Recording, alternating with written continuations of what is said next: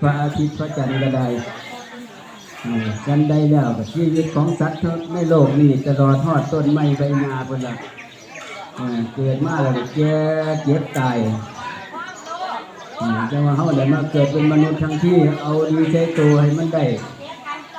ให้มันหูมันเห็นควบดีเป็นว่าเห็นบุญทำบุญจะผ่านหอดมือหอดวันหอดมือหอดย่ำเขาไปหาอยากหากินเขากับปลาให้หอดมือเป็นว่าเห็นบุญว่าแต่เขาก็มาเห็นบุญนะเพิ่นสำลักก้มจะมีสำลักของตัวกูของกูออกแล้วนี่ของไผ่จ้าคนมันคิดเบิ่งคักแล้วลูกเขาก็ว่าลูกเขาอยู่เห็นก็มันบอกบ่ได้สอนบ่ได้ลูกบางคนก็ไปยึดยายึดฟันขึ้นไปอันนี้ใส่บ่ได้หัวซาก็พอกับแม่โลกก็บ่ฟังบอกก็บ่ฟังนับก็มาอีกเด้อยังกวงอยู่ข้างหน้าสินับก็มาซ่ามานั่งหน้าโลดมารุ่นนั่งมาก่อนนั่งหลังมาซ่ามานั่งข้างหน้านับก็มาส่วนเงินเท่ากับนับก็มามีรอเตียงดี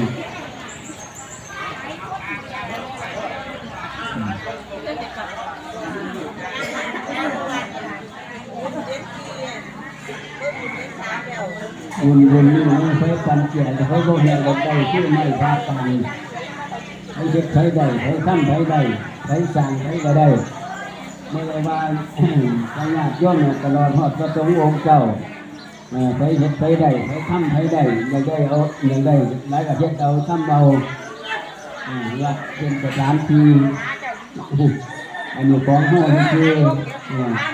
มีว่ามาบ้านเราก็จะได้บุญโลดแต่บ่แม่นเฮ็ดทำบุญด้วยความบริสุทธิ์ใจของเฮาไม่ได้เฮ็ดตัวเฮ็ดอ่างไม่ได้เฮ็ดแข่งเฮ็ดถึงผู้ใด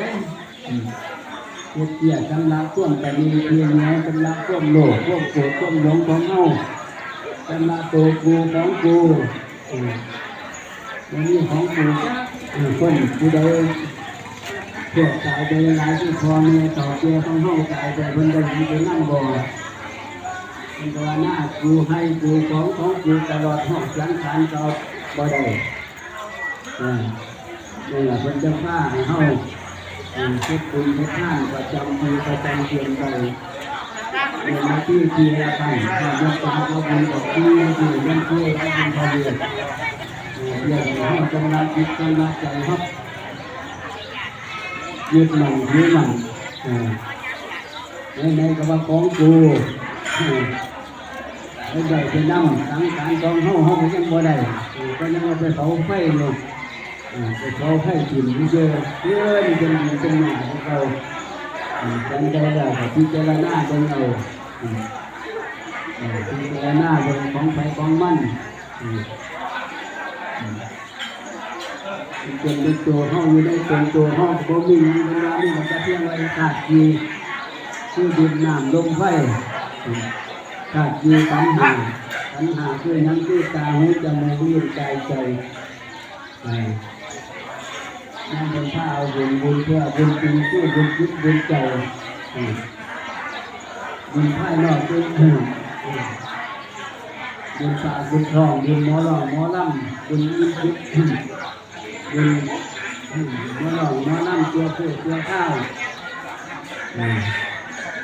บุญหูก็ได้ฟังเสียงมวลแต่ว่าบุญปากได้กินของแซ่บของนัวแต่ว่าบุญปากห้อง